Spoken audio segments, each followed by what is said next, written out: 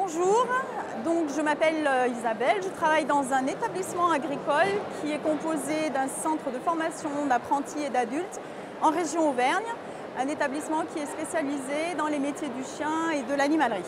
Alors les métiers du chien et de l'animalerie sont proposés à toutes les personnes, jeunes, les moins jeunes, c'est-à-dire on commence des formations à partir de la 4e jusqu'à des BTS, voire après dans le cadre de la formation continue.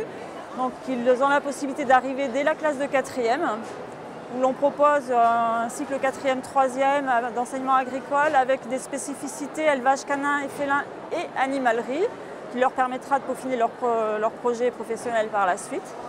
Après, on leur propose un bac professionnel en 3 ans, donc seconde, première, terminale. À cette issue, ils peuvent soit intégrer un travail, soit continuer en BTS, une formation de 2 ans.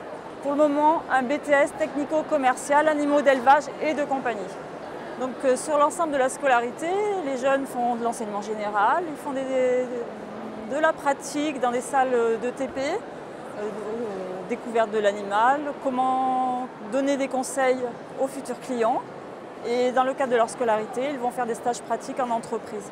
Par la voie de l'apprentissage, on a un diplôme de niveau 5, le BPA éleveur canin, le bac pro également.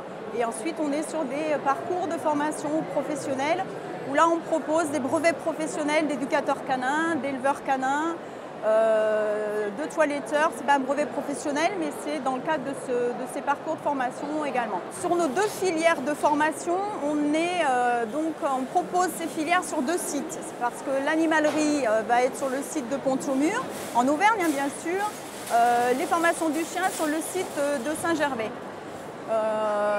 Les métiers préparés sur l'une ou l'autre, dans l'une ou l'autre des 2 filières, évidemment, ne visent pas les mêmes compétences. L'animalerie, on va avoir des jeunes qui vont après intervenir sur des enseignes, des grandes enseignes connues, dans des animaleries. Après, vont pouvoir, s'ils poursuivent avec le BTS, évoluer vers des compétences de technico-commercial.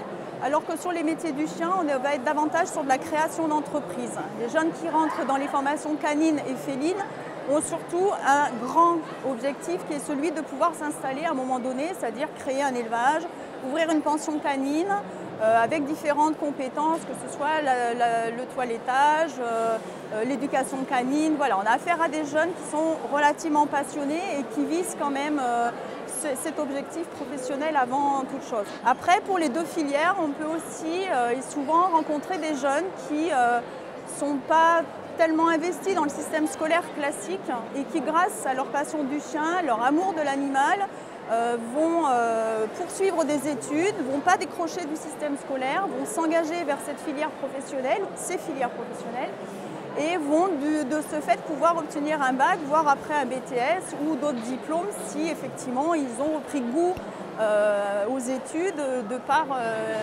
la motivation de l'animal. Nous sommes très fiers quand on peut constater qu'un jeune arrive en 4e, poursuit en bac pro, voire en BTS et après s'oriente sur un autre cursus scolaire.